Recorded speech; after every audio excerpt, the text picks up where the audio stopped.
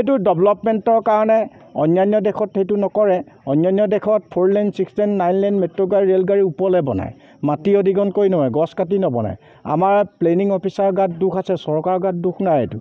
ডেভেলপমেণ্টৰ কাৰণে 2015 চনৰ all over India 4 লেন 6 লেন 9 লেনৰ কাৰণে প্লেনিং অফিচাৰটো ক'ত থাকে দিল্লীৰ কংক্ৰিটৰ ফাৰ্ষ্টত থাকে AC ৰুমত থাকে AC গাড়ীত যায় তেওঁতো ফিল্ডত নকৰে সেইবোৰ কটা বিনিময়ত কি হ'ব তেতিয়া 2015 চনত 3000তকৈ বেছি গোলকীয় উষ্ণতাত গৰমত মানুহ মৰিছে তাৰ পৰা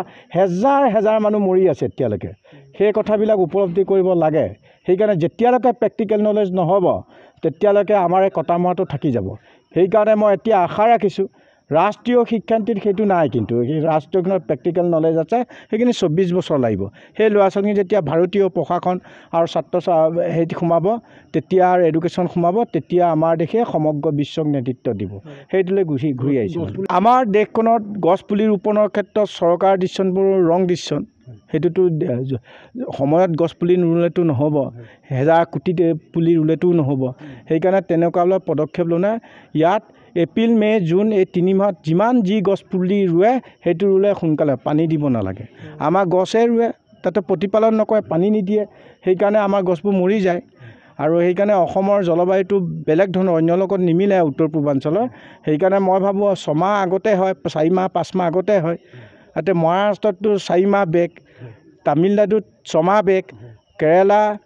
আৰু বাংগালুৰুত এইটো 3 মাহ বেগ প্ৰত্যেকটো ৰাজ্যৰ মৌচুমটো বেলেগ কালি উত্তৰ পূৰ্বাঞ্চলটোৱে 4-5 মাহ আগতে হৈ যায় চৰকাৰ আহ্বান হৈছে যে মৌচুম টাইমত গছ পুলি ৰুলে ভাৰতবৰ্ষৰ গ্ৰীণ ইণ্ডিয়া সোনকালে হ'ব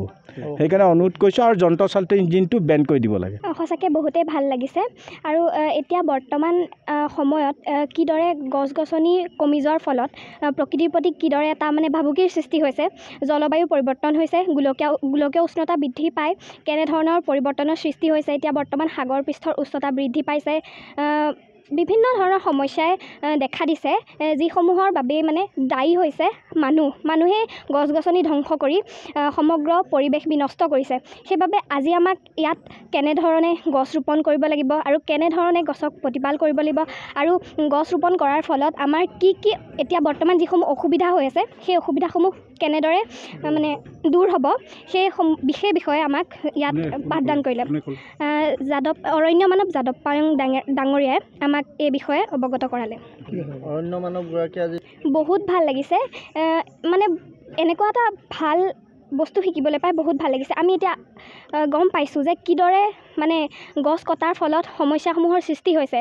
কিদৰে জলবায়ুৰ পৰিৱৰ্তনৰ ফলত কিমান সমস্যাৰ সৃষ্টি হৈছে আৰু এইসমূহ কেনেদৰে দূৰ কৰিব পাৰি সেই বিষয়ে আমাক যিদৰে অৱগত কৰিলে আমি বহুতো উপকৃত হৈছোঁ এতিয়া আমাক এই বয়সৰ পৰাই কিদৰে প্ৰকৃতি প্ৰেমী হ'ব লাগে সেই বিষয়ে আমাক ভালদৰে তেওঁ